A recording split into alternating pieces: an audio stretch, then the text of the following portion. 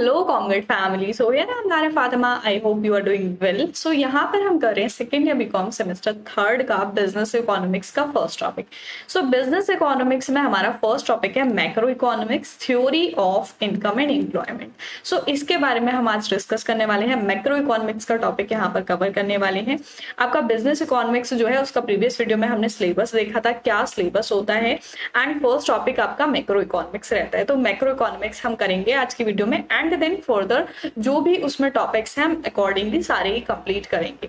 सो आज की वीडियो में क्या क्या टॉपिक्स देखने वाले हैं वो देख लेते हैं। फर्स्ट सबसे पहले मीनिंग, उसके बाद circular flow of income, circular flow of income and expenditure in two sector economy model, circular flow of money in two sector economy with saving and investment, circular flow of income in three sector economy, circular flow of money with foreign sector or circular flow of money in four sector या open economy, importance of circular flow of income। so ये सारे topics आज की video में cover करने वाले हैं macro economics में theory of income and employment. So start करते हैं सबसे पहले मीनिंग से। The circular flow of money refer to the process whereby money payment and receipt of an economy flow in a circular manner continuously over a period of time. Circular flow of money, circular flow of money क्या है? एक ऐसा process है payment का और receipt का जो continuously चलता रहता है। ठीक है, जो भी टाइम है उसमें कॉन्टिन्यूअसली चलता रहता है कि रिसीट रिसीव हुई, ठीक है, फिर पेमेंट किया, पेमेंट हुआ जिसको फिर उसने फिर से किया, तो वो रिसीट और पेमेंट सर्कुलर फ्लो में चलता रहता है। The various component of money payment and receipt are saving, investment, taxation, loan, government purchase, export and import. अब कुछ चीजें ऐसी होती हैं जो मनी पेमेंट में आती हैं और रिसीट में आती हैं। ठीक है, तो उसमें कौन कौन सी चीजें हमारी यहाँ पर आती हैं? Saving, investment, taxation, loan, government purchase, export, import. ठीक है, तो ये चीजें हमारी आ जाती हैं, इनको हम बोलते हैं मनी पेमेंट और मनी रिसीट के ये कंपोनेंट कहलाते हैं। These are shown on the diagram in the form of current, cross current in such manner that the total money payment equal to the total money receipt in the economy। आगे हम इसके pictures भी देखेंगे, कुछ diagram देखेंगे जिसमें हम देखेंगे कि जो पेमेंट है और जो रिसीट हो रही है वो किस तरीके से हो रही है, ठीक है, किस मैनर में हो रही है, तो वो सारी चीजें हम देखने वाले हैं। सर्कुलर फ्लो क्या होता है वो समझ में आ गया। सर्कुलर फ्लो के सिंपल सा ये मीनिंग है कि यहाँ पर हमें रिसीट हुआ, यहाँ पर पेमेंट हुआ, तो ये चीज जो है ये कॉन्टिन्यूअसली टाइम पीरियड के हिसाब से चलती रहती है। ठीक है, उसको हम बोलते हैं circular flow. Then next point देखेंगे circular flow of income. The modern economy is a monetary economy. Modern economy जो है वो monetary economy, monetary economy means जिन चीजों को हम मनी की टर्म्स में करते हैं, ठीक है, मेजर, तो वो मॉनिटरी टर्म्स होती है। ठीक है, तो यहाँ पर मॉडर्न इकोनॉमी जो है वो मॉनिटरी इकोनॉमी है। क्यों कहला रही है मॉनिटरी इकोनॉमी? क्योंकि आज के टाइम में हम कोई भी चीज सेल और परचेज मनी के लिए कर सकते हैं। ठीक है, मनी जो है एक्सचेंज की तरह काम करता है। आपको कोई चीज सेल करनी है तो उसके बदले आप मनी ले लोगे, ठीक है, अपनी कोई भी चीज सेल कर दोगे। आपको कोई चीज परचेज करनी है तो उसको आप कैसे परचेज करोगे? मनी से परचेज कर लोगे। तो यहाँ पर मनी जो है वो मनी क्या है? मॉडर्न इकोनॉमी का पार्ट है। मॉडर्न इकोनॉमी को हम जो बोल रहे हैं उसको मॉनिटरी इकोनॉमी बोल सकते हैं। अब पहले क्या होता था? पहले मनी का इतना ज्यादा रोल नहीं होता था। बार्टर सिस्टम का आपने सुना होगा। बार्टर सिस्टम क्या होता था? बार्टर सिस्टम में अगर आपको कोई चीज सेल करनी है, ठीक है, तो अगर आप जिसको सेल कर रहे हो उससे कोई चीज परचेज कर लेते हो, उसको हम बोलते हैं बार्टर सिस्टम, जिसमें मनी की कोई जरूरत ही नहीं होती है। ठीक है, तो वहां पर मॉनिटरी इकोनॉमी उसको नहीं कह सकते। बट आज के टाइम में जो है हर चीज आप पैसे से खरीद सकते हो, हर चीज पैसे के लिए बेच सकते हो, तो उसको बोलते हैं monetary economy. where money is used in the process of exchange, जहां पर आप मनी को यूज कर सकते हो एक्सचेंज। ठीक है, कि आप किसी भी चीज का एक्सचेंज कर रहे हो। एक्सचेंज क्या होगा? सेल या परचेज। आप कोई भी चीज खरीद रहे हो, बेच रहे हो। जैसे मान लो आपके पास एक स्कूटर था, ठीक है, आपका स्कूटर आप बेचना चाह रहे हो, तो कैसे बेचोगे? आप कैश रिसीव हो जाएगा, आप जिसको भी बेचोगे जो परचेज करेगा वो आपको कैश पेमेंट कर देगा। अब मान लो आप न्यू स्कूटर खरीदने जा रहे हो तो आप क्या करोगे? कैश पेमेंट उसको करोगे। तो वहां पर क्या आ रहा है? दोनों ही चीजों में यहाँ पर मनी आ रही है, ठीक है, as a exchange. The modern economy perform economic activities such as production, exchange, consumption and investment. अब मॉडर्न इकोनॉमी जो है उसमें जो इकोनॉमिक एक्टिविटीज होती है वो हमारी कौन कौन सी सी एक्टिविटीज है? सबसे पहले प्रोडक्शन। प्रोडक्शन का मतलब कि कोई भी प्रोडक्ट बनाना, ठीक है, प्रोड्यूस करना। उसके बाद है एक्सचेंज, सेल परचेज करना। फिर कंजप्शन, आपने जो भी चीज खरीद रहे हो, जो भी चीज बेच रहे हो जिसको भी, तो वो किस लिए खरीद रहे हो? उसको कंज्यूम करने के लिए। एंड देन उसके बाद है लास्ट इन्वेस्टमेंट। इन्वेस्टमेंट मतलब आप किसी चीज में इन्वेस्ट कर रहे हो उसका रिटर्न लेने के लिए। In order to carry out these economic activities, people are involved in buying and selling of goods and services. इन सारी एक्टिविटीज को करने के लिए लोग जो होते हैं वो इन्वॉल्व होते हैं बाइंग में और सेलिंग में, खरीदने में और बेचने में। क्या चीज? अब वो गुड्स भी हो सकते हैं, सर्विसेज भी हो सकती हैं, ठीक है। गुड्स कौन से होते हैं? गुड्स होते हैं हमारे टेंजिबल एसेट्स। टेंजिबल एसेट्स को हम बोलते हैं गुड्स। टेंजिबल एसेट्स का मतलब जिनको हम देख या छू सकते हैं, ठीक है, which can be seen and touch. And services कौन सी होती है? सर्विसेज जिसको हम देख या छू नहीं सकते, वो इंटेंजिबल होती है। तो दोनों ही चीज की जो सेल और परचेज होगी वो यहाँ पर इन्वॉल्व होती है इकोनॉमी में, ठीक है।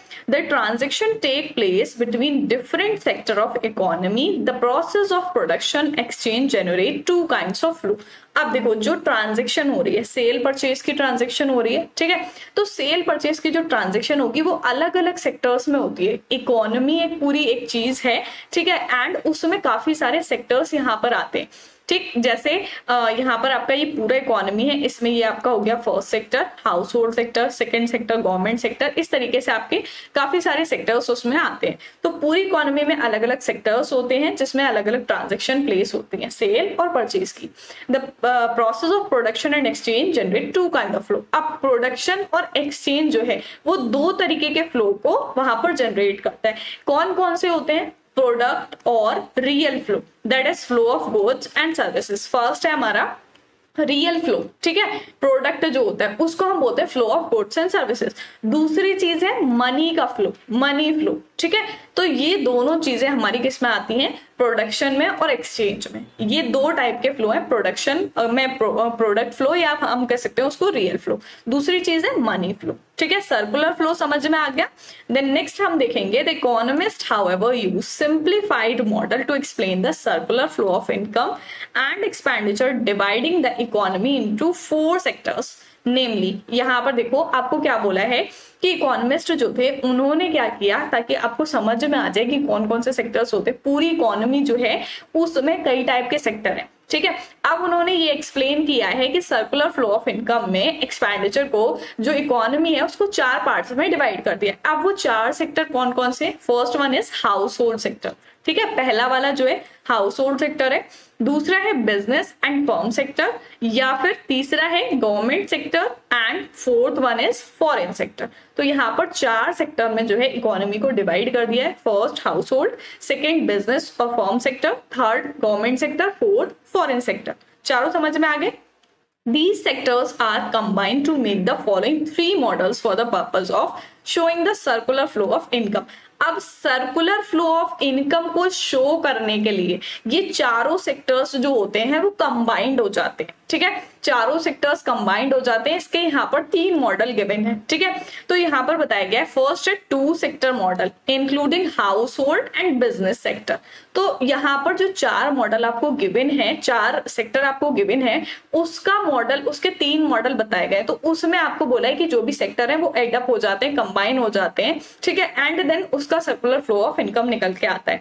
तो पहला वाला जो आपका मॉडल है, तो पहले मॉडल में बोला है कि 2 सेक्टर मॉडल है। 2 सेक्टर का मॉडल, 4 सेक्टर है पूरे टोटल, जिसमें से 2 सेक्टर होंगे। इसमें 2 सेक्टर कौन कौन से आते हैं? हाउस होल्ड सेक्टर और बिजनेस सेक्टर, ठीक है।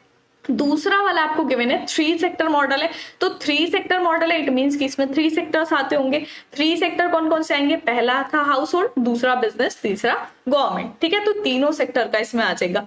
फोर्थ वन इज 4 मॉडल, ठीक है, 4 सेक्टर मॉडल। तो 4 सेक्टर मॉडल में कौन कौन से आ रहे हैं? House hold, business, government and foreign sector. 4 ही तो सेक्टर है, तो 4 सेक्टर मॉडल जो है उसमें चारों के चारों सेक्टर वहां पर आ जाएंगे। तो ये तीनों मॉडल हम डिस्कस करने वाले हैं आगे डिटेल में, कि हम हाउस होल्ड, बिजनेस और जो हमारा गवर्नमेंट सेक्टर होता है, फॉरेन सेक्टर होता है, उन चारों के बारे में डिटेल में पढ़ने वाले हैं। एंड नेक्स्ट हम देखेंगे circular flow of income and expenditure in 2 sector economy model. पहला वाला मॉडल जो है वो मॉडल हम डिस्कस करेंगे। पहला मॉडल क्या था, जिसमें 2 सेक्टर आएंगे। दूसरा मॉडल है जिसमें 3 सेक्टर आएंगे। तीसरा है जिसमें 4 सेक्टर आ जाएंगे। तो फर्स्ट है जिसमें हमारा 2 सेक्टर इकोनॉमी मॉडल है, ठीक है, 2 सेक्टर है। We begin with the simple hypothetical economy where there are only 2 sector. यहाँ पर बोले कि हाइपोथेटिकल सिचुएशन ली है सिंपल सी, कि हम ये मान रहे हैं इसमें कि इकोनॉमी में सिर्फ 2 सेक्टर होते हैं, ठीक है, the household and business firm. कौन कौन से माने, हाउस होल्ड और business firm, which represent a closed economy and there is no government and no foreign trade. यहाँ पर बोला कि गवर्नमेंट और बिजनेस, इन दोनों के बीच में हम देखेंगे कि इनकी क्लोज इकोनॉमी क्या चीज रिप्रेजेंट करती है। वहां पर हम ये मान के चलेंगे कि कोई भी गवर्नमेंट नहीं है और कोई भी फॉरेन ट्रेड सेक्टर वहां पर नहीं है। 2 सेक्टर का देखना है बस हमें। The household sector owns all factor of production, that is land, labour, capital and enterprise, ठीक है। तो यहाँ पर क्या बोला है कि हाउस होल्ड सेक्टर जो है वो क्या ओन करता है, क्या ओन करेगा, लैंड, क्योंकि लैंड जो है वो किसी भी एक पर्टिकुलर इंसान की होती है, ठीक है, पर्टिकुलर पर्सन की होती है, तो वो ओन करेगा। लेबर जो है वो किससे बनती है, ह्यूमन रिसोर्स से, तो वो जो है हाउस होल्ड सेक्टर में आ जाएगी। कैपिटल फॉर्मेशन कैसे होता है, पैसे से, ठीक है, कोई भी इंसान पैसा लगाता है उसको कैपिटल बोलते हैं। तो यहाँ पर हाउस होल्ड सेक्टर में कौन कौन से फैक्टर ऑफ प्रोडक्शन आते हैं, land, labour, capital, in the form of rent, wages, interest, profit by selling the services of these sector to the business sector। अब देखो जो हाउस होल्ड सेक्टर है उसकी बात कर रहे हैं यहाँ पर, तो हाउस होल्ड सेक्टर क्या रिसीव करता है, इनकम रिसीव करता है।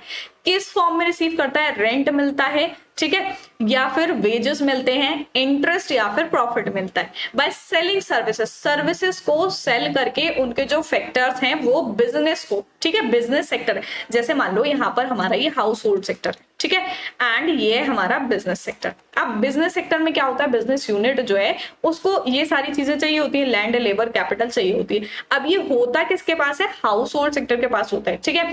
हाउस होल्ड सेक्टर मतलब कि कोई भी पर्सन है, अगर एक फैमिली है उसमें 5 पर्सन्स है, ठीक है, तो वो हाउस होल्ड आ रहा है, हाउस होल्ड सेक्टर में आ रहा है। अब वो पर्सन जो है वो वहां पर क्या कहलाएंगे, अगर वो फैक्ट्री में वर्क करते हैं तो वो उसके फैक्टर हो गए, ठीक है, एंड यहाँ पर ये फैक्टर क्या होगा, ये हो जाएगा लेबर। अब ये 5 पर्सन बिजनेस फर्म में, अब जो भी बिजनेस फर्म है उसमें वर्क कर रहे हैं एज अ लेबर, तो इनको बिजनेस फर्म जो है वो क्या करेगी, पेमेंट करेगी, ठीक है, वेजेस देगी इनको। तो वो वेजेस जो है वो हाउस होल्ड सेक्टर के लिए क्या कहलाते हैं, इनकम कहलाते हैं, ठीक है, एंड बिजनेस फर्म के लिए क्या कहलाएगी, पेमेंट कहलाएगी। तो यहाँ पर बोला है कि जो हाउस होल्ड सेक्टर है उसके पास फैक्टर ऑफ प्रोडक्शन होते हैं लैंड, लेबर, कैपिटल। अब उन फैक्टर ऑफ प्रोडक्शन के बदले उनको ये चीजें इनकम के तौर पर रिसीव होती हैं, जैसे रेंट, वेजेस, इंटरेस्ट या प्रॉफिट, ठीक है। The business sector consists of producer who produce goods and sell them to the household sector। अब business sector जो है वो क्या करता है, उसमें producers आते हैं जो किसी भी goods को produce करते हैं, बनाते हैं and उनको sell करते हैं household sector। क्यों, क्योंकि जो consumption है वो कौन करेगा, household sector करेगा। business sector का काम क्या है, production करना। The household sector consists of consumer who buy goods produced by the business sector। अब household sector में क्या होता है, consumers होते हैं जो वो गुड्स बनाते हैं, प्रोड्यूसर जो है जो गुड्स बना रहे हैं, तो उनको वो बिजनेस सेक्टर से खरीदते हैं, बाय करते हैं। जैसे यहाँ पर बिजनेस फर्म है, अब बिजनेस फर्म क्या करेगी, पेन बनाया, ठीक है, तो ये पेन कौन खरीदेगा, हाउस होल्ड सेक्टर में जो लोग रहते हैं वही लोग तो खरीदेंगे। तो यहाँ पर जो प्रोडक्शन बिजनेस फर्म कर रही है वो कंज्यूम कौन कर रहा है, हाउस होल्ड सेक्टर कर रहा है। तो हाउस होल्ड सेक्टर यहाँ पर क्या करेगा, परचेज करेगा, एंड जो बिजनेस फर्म है उसको रिसीट रिसीव होगी, उसको इनकम हो, ठीक है। तो समझ में आ गया 2 सेक्टर इकोनॉमी क्या होता है। इसका मॉडल देख लेते हैं। सो यहाँ पर आपको मॉडल गिवन है 2 सेक्टर का, factor of production land, labour, capital and enterprise. यहाँ पर फैक्टर ऑफ प्रोडक्शन जो है वो लैंड, लेबर, कैपिटल है, ठीक है। अब यहाँ पर देखो किस तरीके से मॉडल गिवन है। यहाँ पर हमें क्या बोला था, 2 सेक्टर है, ठीक है। तो 2 सेक्टर में कौन कौन से सेक्टर यहाँ पर लिए, हाउस होल्ड सेक्टर और फॉर्म सेक्टर, ठीक है। सो फर्स्ट जो है हमारा हाउस होल्ड सेक्टर है, factor owner and consumer of goods and services. जो हाउस होल्ड सेक्टर है उसमें कौन कौन होता है, उसमें जो फैक्टर ओनर होते हैं। फैक्टर ओनर मतलब कि फैक्टर हमारे क्या है, लैंड है, लेबर है, कैपिटल है, ठीक है।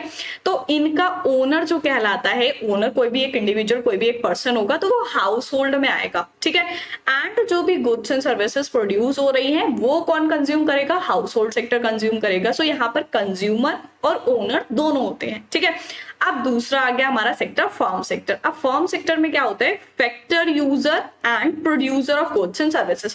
फर्म सेक्टर में क्या क्या चीजें होती हैं, फर्म सेक्टर में होते हैं फैक्टर, यूजर। यूजर मतलब कि जो फैक्टर्स ये प्रोवाइड कर रहे हैं हाउस होल्ड सेक्टर, जैसे लैंड, लेबर, कैपिटल, तो वो यूज कौन करता है, फर्म सेक्टर यूज करती है। ठीक है, फर्म सेक्टर यूज करेगी एंड उनको यूज करके वो कोई प्रोडक्ट का प्रोडक्शन करेंगे, वहां पर प्रोड्यूस करेंगे। ठीक है, किसी भी गुड्स और सर्विसेज का, दोनों सेक्टर हो गए। ठीक है, अब इसमें होता क्या है कि हमारा जो हाउस होल्ड सेक्टर है उससे क्या होगा, फैक्टर जो होगा वो कहाँ जाएगा, फर्म सेक्टर में। एंड फर्म सेक्टर क्या करेगा, यहाँ पर ये देखो फैक्टर मार्केट है। ठीक है, फैक्टर मार्केट, यहाँ पर फैक्टर जो जा रहे हैं वो household sector to firm sector जा रहे हैं। एंड फर्म से क्या होगा, फर्म जो है जो भी प्रोडक्ट बना रही है कमोडिटी मार्केट में, वहां उसको पहुंचाएगी एंड वो कमोडिटीज कहाँ जाएंगी, हाउस होल्ड में। ठीक है, अब जो मान लो यहाँ पर पहले बोला हाउस होल्ड सेक्टर है, वो अपने फैक्टर्स दे रही है फर्म को, उसके बदले क्या होगा, फर्म जो है उसको पेमेंट करेगी। ठीक है, एंड अब उसने उन फैक्टर्स को यूज करके प्रोडक्ट बनाया, वो प्रोडक्ट वो सेल कर रही है हाउस होल्ड सेक्टर को। ठीक है, अब हाउस होल्ड सेक्टर उसके बदले क्या करेगा, पेमेंट करेगा फर्म को गुड्स और सर्विसेज के लिए। समझ में आ गया। ठीक है, फैक्टर इनकम क्या होती है, अभी हमने फैक्टर इनकम क्या होती है अभी हमने देखी, wages, rent, interest and profit. इस तरीके से हाउस होल्ड सेक्टर को अपनी इनकम रिसीव होती है एंड पेमेंट ऑफ गुड्स जो होता है वो कहाँ जाता है, फर्म को जाता है। तो इस तरीके से flow of goods and services चलता है। आई होप क्लियर हो गया होगा। टू सेक्टर इकोनॉमी किस तरीके से चलती है, हाउस होल्ड टू फर्म। ठीक है, हाउस होल्ड जो है वो फैक्टर्स दे रही है फर्म को एंड फर्म जो है वो गुड्स एंड सर्विसेज प्रोवाइड कर रही है। सो इसके लिए वो दोनों एक दूसरे को पेमेंट करते हैं। ठीक है, देन हम देखेंगे हमारा next model, circular flow of money in two sector economy with saving and investment. अब देखो पहला वाला जो हमारा था टू सेक्टर इकोनॉमी, उसमें सेविंग और इन्वेस्टमेंट भी आ जाएगा, तो क्या चेंजेस होंगे, in the analysis of circular flow of income in two sector economy we have assumed that all money income received by household is spending on consumer goods and services। अब देखो यहाँ क्या बोला है कि सर्कुलर फ्लो ऑफ इनकम जो है to sector economy में, उसमें ये एनालाइज किया गया था। हम ये मान लेते हैं कि जो भी मनी, जो भी इनकम रिसीव हो रही है हाउस होल्ड सेक्टर को, वो सारी वो कहाँ खर्च कर देते हैं, गुड्स को परचेज करने में जो उनको कंज्यूम करने हैं। ठीक है, ये मान के चलते हैं। जैसे अब हमने टू सेक्टर इकोनॉमी माना तो उसमें यही तो मानेंगे कि हाउस होल्ड जो है वो अपने सारे फैक्टर्स फर्म को दे रही है एंड उसके बदले उसको पेमेंट रिसीव हो रही है। अब वो पेमेंट कहाँ खर्च कर रही है, जो गुड्स एंड सर्विसेज फर्म उसको प्रोवाइड कर रही है उसको खरीदने में। ठीक है, ये एज्यूम कर लिया। यहां पर बोला है बट इन रियलिटी, अब रियल में क्या होता है, the house hold do not spend their entire money income on goods and services.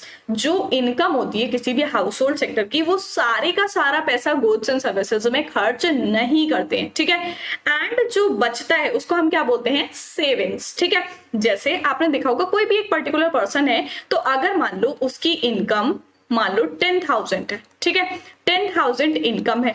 अब यहाँ पर अगर उसको 10,000 मनी रिसीव होती है तो वो सारे के सारे तो किसी चीज में खर्च नहीं कर देगा, थोड़ा सा पार्ट उसका कुछ बचा के रखेगा, उस बचे हुए पार्ट को हम बोलते हैं सेविंग। या फिर अब उस सेविंग को वो क्या करेगा, इन्वेस्ट करेगा किसी जगह जहां से उसको अच्छा रिटर्न मिले, तो उसको हम बोलते हैं investment. This save a part of their income for various purposes. अलग अलग पर्पस के लिए हर इंसान अपना थोड़ा थोड़ा पार्ट जो होता है इनकम का वो सेव करके रखता है। ठीक है, सो यहाँ पर इसका मॉडल हम देख लेते हैं कि जब हमारा टू सेक्टर इकोनॉमी में सेविंग और इन्वेस्टमेंट आ जाता है तब क्या होता है। तो यहाँ पर देखो फैक्टर प्रोडक्शन तो सेम रहेंगे यहाँ पर हमारे। ठीक है, अब हाउस होल्ड सेक्टर है एंड बिजनेस फर्म है, तो हाउस होल्ड क्या करती है, फैक्टर प्रोवाइड करती है, फैक्टर के बदले उसको क्या मिलता है, पेमेंट मिलता है as a rent, wages, interest, profit में। ठीक है, अब यहाँ पर जो फर्म है वो क्या प्रोवाइड करती है, कंज्यूमर एक्सपेंडिचर। ठीक है, गुड्स एंड सर्विसेज प्रोवाइड करती है, उसके बदले उसको पेमेंट मिलता है गुड्स एंड सर्विसेज का बिजनेस फर्म को।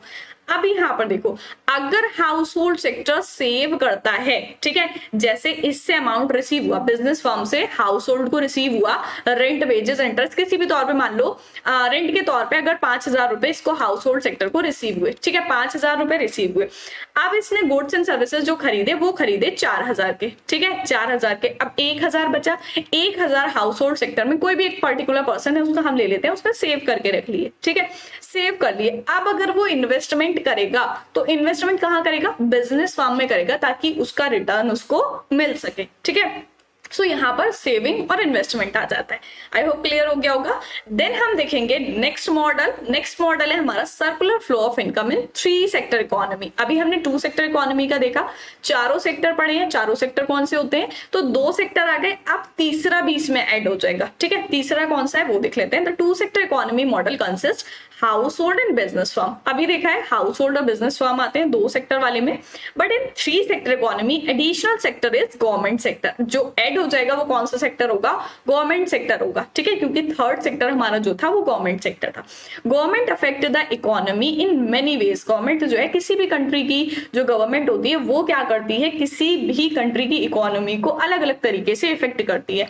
Here we will concentrate on its taxing, spending and borrowing rules. यहाँ पर हम मेनली किस पे फोकस करेंगे, टैक्स पे, स्पेंडिंग पे और बोरोइंग रूल्स पे। In modern economy government plays variety of role. अलग अलग तरीके के रोल निभाती है जो गवर्नमेंट है मॉडर्न इकोनॉमी में। तो government perform different function, government अलग अलग फंक्शंस परफॉर्म करती है। For this it require huge amount of income. अब ये सारे काम करने के लिए भी गवर्नमेंट को इनकम की जरूरत होती है। गवर्नमेंट की इनकम कहाँ से होती है एंड खर्चा कहाँ होता है वो देखेंगे।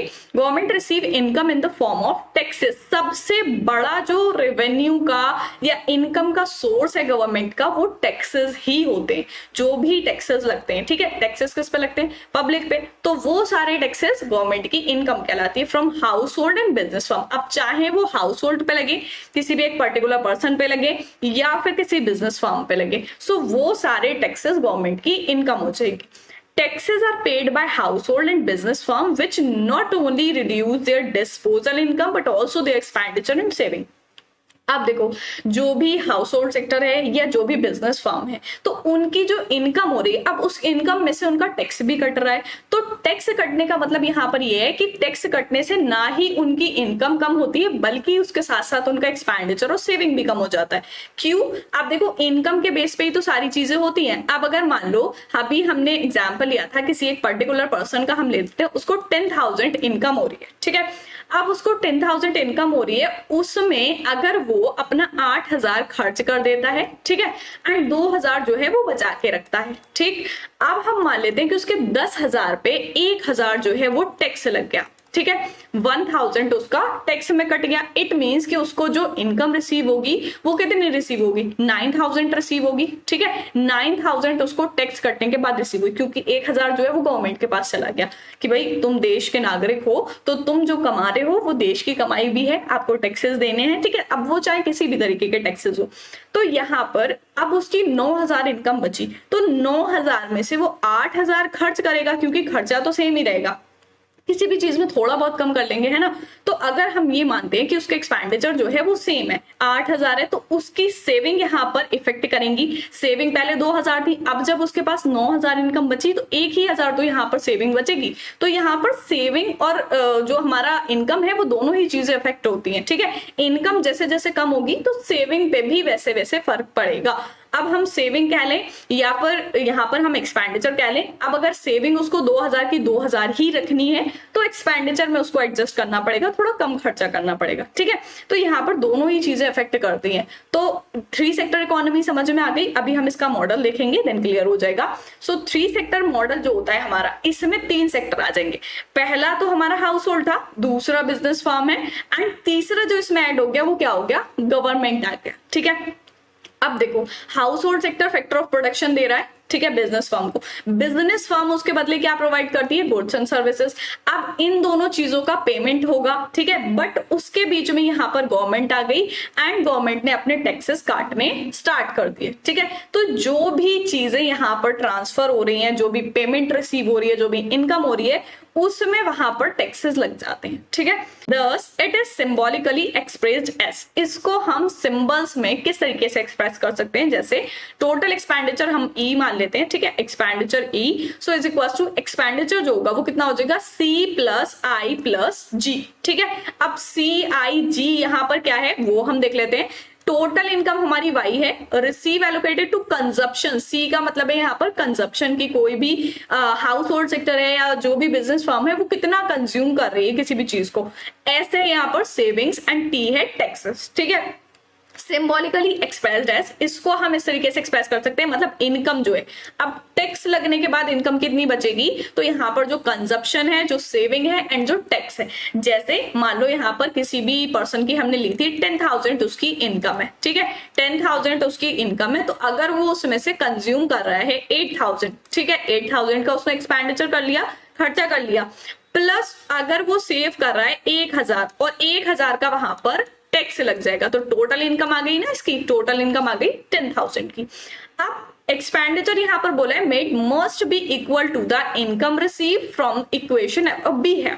अब यहाँ पर ऊपर वाली जो इक्वेशन अगर आप देखोगे तो उसमें बोला है एक्सपेंडिचर जो है वो इक्वल होना है इनकम रिसीव के, ठीक है, कंजप्शन आ गया एंड इनकम आ गई गवर्नमेंट सेक्टर की, ठीक है, एंड यहाँ पर consumption plus saving plus taxes. Since C occurs on both side of the equation and will therefore be cancel out, we have, अब देखो C दोनों साइड आ रहा है तो इसको हम कैंसिल कर देंगे, तो हमारे पास इक्वेशन क्या बचेगी, I plus G and is equal to S plus T, ठीक है, तो यहाँ पर अगर हम इसको रीअरेंज करें तो कैसे बन जाएगा, G माइनस T, G को इधर ले आएंगे तो माइनस में आ जाएगा, ठीक है, G minus T and S minus I, तो यहां पर क्या बनेगा, जी को टी मतलब टैक्सेस जो है वो माइनस कर देंगे एंड सेविंग में से इनकम माइनस कर देंगे, ठीक है। सो आई होप क्लियर हो गई होगी equation.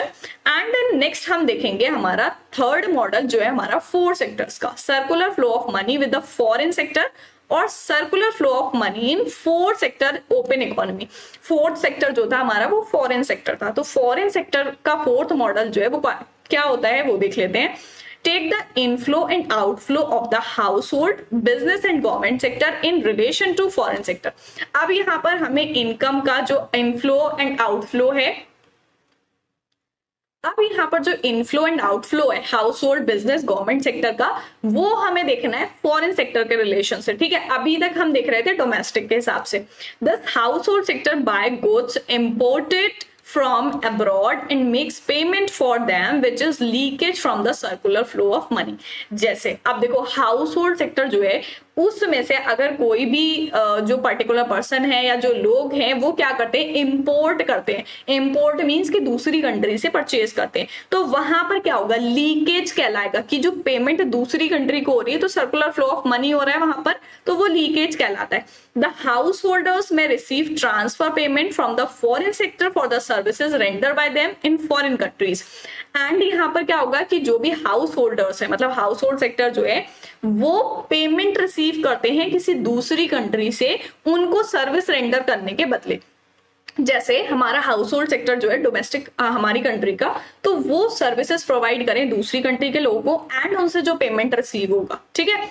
On the other hand the business sector export goods to foreign country and its receipt are an injection in the circular flow of money. तो यहाँ पर देखो 2 टर्म आपको देखने को मिल रही है, फर्स्ट है लीकेज एंड दूसरी है इंजेक्शंस, ठीक है। सो यहाँ पर क्या मतलब है, लीकेज का समझ में आ गया कि जब हम दूसरी कंट्री से कोई भी सामान परचेज करेंगे तो हमारा सर्कुलर फ्लो ऑफ मनी जो है वो वहां जाएगा, ठीक है, तो वो लीकेज कहलाएगा। अब कोई बिजनेस सेक्टर है वो प्रोड्यूस करता है एंड किसी दूसरी कंट्री को सेल करता है, अब वहां से क्या होगा, पेमेंट रिसीव होगा, तो वो कहलाएगा इंजेक्शन, ठीक है। Similarly there are many services render by business firm to the foreign countries such as shipping, insurance, banking etcetera. अब देखो इसी तरीके से काफी सारी सर्विसेज हैं जो रेंडर की जाती है बिजनेस फर्म के द्वारा किसी दूसरी कंट्रीज को, जैसे यहाँ पर हमारे एग्जांपल गिवन है शिपिंग, इंश्योरेंस, बैंकिंग, ये सारी सर्विसेज प्रोवाइड की जाती हैं for which they receive payment from abroad। अब देखो दूसरी कंट्री को, फॉरेन में हम कर रहे हैं, फॉरेन कंट्रीज को कर रहे हैं रेंडर, तो जो पेमेंट रिसीव होगा वो दूसरी कंट्री से रिसीव होगा, अब्रॉड से रिसीव होगा। They also receive interest, dividend, profit etcetera for investment made in foreign countries. यहाँ पर क्या बोला है कि उनको जो है इंटरेस्ट, डिविडेंड, प्रॉफिट भी रिसीव होता है या कोई इन्वेस्टमेंट भी कर सकते हैं फॉरेन कंट्रीज में, ठीक है। तो 4 सेक्टर इकोनॉमी जो है हमारी, 4 सेक्टर मॉडल जो है हमारा, उसमें जो है फॉरेन सेक्टर आ जाएगा। फॉरेन सेक्टर में 2 टर्म्स आपको ध्यान देनी है, लीकेज एंड इंजेक्शन, ठीक है। फॉरेन सेक्टर यहाँ क्यों आया है कि भाई हम अपनी कंट्री में सेल परचेज कर रहे हैं, वो हमारा डोमेस्टिक हो गया, ठीक है। अब हम जब किसी दूसरी कंट्री को सेल या परचेज करेंगे तो वहां पर फॉरेन सेक्टर आ जाएगा। सो ये था हमारा थर्ड मॉडल, इसका देख लेते हैं हम यहाँ पर। On the other hand the business sector makes payment to foreign sector for the import of capital goods, machinery, raw material, consumer goods, services from abroad, these are leakage from circular flow. देखो मैंने अभी leakage का बता दिया आपको, वही same चीज दे रखी है कि अगर आप हाउस होल्ड से करते हो या बिजनेस सेक्टर से करते हो वो आपका लीकेज ही कहलाएगा। यहाँ पर बोला है कि अगर कोई भी बिजनेस फर्म है, ठीक है, बिजनेस सेक्टर में, तो वो फॉरेन सेक्टर में क्या करती है, किसी भी गुड्स को परचेज करती है, किसी दूसरी कंट्री से इंपोर्ट कराती है वहां से, अब चाहे वो कैपिटल गुड हो, मशीनरी हो, रॉ मटेरियल हो या किसी भी टाइप का गुड है, तो वो अगर दूसरी कंट्री से इंपोर्ट करती है एंड उसके बदले दूसरी कंट्री को पेमेंट कर रही है, सो वो हमारी लीकेज कहलाएगी सर्कुलर फ्लो ऑफ मनी से। ठीक है, किस तरीके से लिखते हैं इसको देखो, x minus M. X minus M यहाँ पर क्या है, x हमारा शो करता है एक्सपोर्ट को एंड m शो करता है इंपोर्ट को, तो it means export minus import. ठीक है, यानी कि नेट एक्सपोर्ट जो होगा हमारा। ठीक है, सो यहाँ पर देखो हमारे चारों सेक्टर आ जाएंगे। फर्स्ट सेक्टर हमारा गिवन था house hold sector, second given था बिजनेस सेक्टर एंड थर्ड था हमारा गवर्नमेंट सेक्टर। ठीक है, एंड फोर्थ था हमारा वर्ल्ड इकोनॉमी कह सकते हैं या फिर उसको फॉरेन सेक्टर कह सकते हैं। ठीक है, सो यहाँ पर देखो किस तरीके से आपको टेबल गिवन है कि हाउस होल्ड सेक्टर जो है वो कहाँ आता है, फाइनेंशियल सेक्टर। ठीक है, फाइनेंशियल सेक्टर से फिर बिजनेस सेक्टर, बिजनेस सेक्टर। अब यहाँ पर हाउस होल्ड सेक्टर जो है वो गवर्नमेंट को क्या करता है, टैक्सेशन देता है। ठीक है, एंड गवर्नमेंट क्या करती है, हाउस होल्ड सेक्टर पर स्पेंड करती है उन सारी चीजों को। ठीक है, अब गवर्नमेंट का और बिजनेस सेक्टर का देख लेते हैं। गवर्नमेंट बिजनेस सेक्टर को भी टैक्सेशन देना पड़ता है। ठीक है, बिजनेस सेक्टर भी टैक्स देता है एंड गवर्नमेंट स्पेंडिंग होती है बिजनेस सेक्टर पर। ठीक है, अब यहाँ पर देखो कंजप्शन होगा, कंजप्शन कहाँ से आएगा, हाउस होल्ड से, मतलब बिजनेस सेक्टर में। एंड यहाँ पर फैक्टर इनकम कहाँ से आएगी, household to business sector. ठीक है, समझ में आ रहा है मॉडल किस तरीके से होगा। एंड सेविंग और इन्वेस्टमेंट इसमें आ जाएगा हाउस होल्ड से बिजनेस सेक्टर में या गवर्नमेंट सेक्टर में भी आ जाएगा। ठीक है, तो इस तरीके से हम 4 सेक्टर वाला जो मॉडल है हमारा, थर्ड मॉडल, 3 मॉडल यहाँ पर आपको गिवन थे। पहला था जिसमें 2 सेक्टर है, दूसरा था जिसमें 3 सेक्टर है एंड चौथा था जिसमें 4 सेक्टर है। ठीक है, तो चारों सेक्टर आपको अच्छे से समझ आने चाहिए, इतनी ज्यादा कोई टफ लैंग्वेज में नहीं है। फर्स्ट वाला हाउस होल्ड है, सेकेंड आपका बिजनेस सेक्टर है, थर्ड है गवर्नमेंट एंड फोर्थ है foreign sector. I hope clear हो गया होगा। देन नेक्स्ट हम देखेंगे importance of circular flow of income. Circular flow of income की क्या इंपॉर्टेंस होती है, अभी तक जो हम सारा टॉपिक पढ़ रहे थे सर्कुलर फ्लो ऑफ इनकम का, उसकी क्या इंपॉर्टेंस है। To understand the functioning of economy, हमारी जो इकोनॉमी है, किसी भी कंट्री की जो इकोनॉमी है उसको समझने में कि वो किस तरीके से वर्क करती है, किस तरीके से उसके फंक्शंस होते हैं, तो वो समझने में सर्कुलर फ्लो ऑफ इनकम यहाँ पर इंपॉर्टेंट रहता है। To understand the link between producer and consumer. अब देखो प्रोड्यूसर हमारे कहाँ आते हैं, कौन से सेक्टर में आते हैं, जल्दी से बताओ। अभी आपने सेक्टर पढ़े हैं उसमें बताया भी गया था, प्रोड्यूसर हमारे कहाँ आते हैं, बिजनेस सेक्टर में। ठीक है, एंड कंज्यूमर कहाँ आते हैं, हाउस होल्ड सेक्टर में। तो business sector and household sector दोनों के बीच लिंक समझ में आता है हमें सर्कुलर फ्लो ऑफ मनी से। To find out leakage in circular flow of income, leakage कब होती है, कब होगी लीकेज, जब हम पेमेंट करेंगे फॉरेन सेक्टर में। ठीक है, highlight the importance of monetary and fiscal policies. Monetary और फिस्कल पॉलिसीज को यहाँ पर हाईलाइट करता हूं उनकी क्या इंपॉर्टेंस है। अब मॉनिटरी और फिस्कल पॉलिसी हमारी कौन सी सेक्टर में आएंगी, गवर्नमेंट सेक्टर में। ठीक है, तो आई होप चारों सेक्टर आपको क्लियर हो गए होंगे। आज की वीडियो में हमने देखा सर्कुलर फ्लो, जिसमें हमने फर्स्ट देखा meaning and then circular flow of income क्या होता है। उसके बाद हमने देखे कि सर्कुलर फ्लो ऑफ मनी के जो मॉडल है, 2 सेक्टर मॉडल क्या होता है एंड 3 सेक्टर मॉडल यहाँ पर गिवन है। उसके बाद 3 सेक्टर का मॉडल एंड 4 सेक्टर मॉडल क्या होता है। तो ये तीनों मॉडल आपको समझ में आने चाहिए, चारों सेक्टर के किस तरीके से होते हैं। And lastly importance of circular flow of income. I hope अच्छे से क्लियर हो गया होगा। सो नेक्स्ट वीडियो में करेंगे हम नेक्स्ट टॉपिक। मिलते हैं नेक्स्ट वीडियो में, तब तक के लिए गुड बाय।